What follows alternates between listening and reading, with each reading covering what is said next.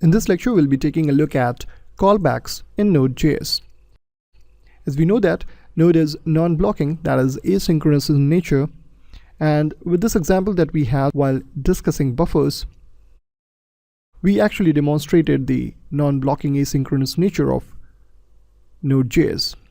Now, it does so by making use of callbacks. And callbacks in general are either named or anonymous functions which gets executed when a task completes. Over here, our task is to read sample.txt file, which has got this content. And once it is done reading the contents of that file, it will execute the anonymous function that we had as a callback. So whenever a task completes, it either completes successfully or it completes with some errors. Here we are taking care of both the scenarios by having two parameters, error and data.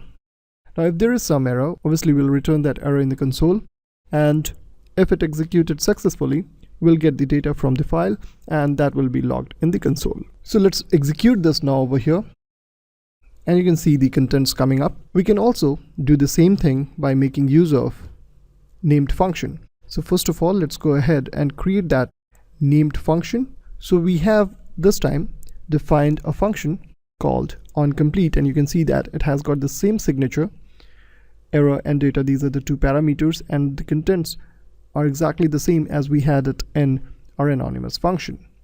Now over here we'll be reading the file again in this way. So over here you can see that when the sample.txt file is read successfully, the onComplete function will execute and it will show the contents accordingly. That is, if there is any error, it will throw that error, and if there is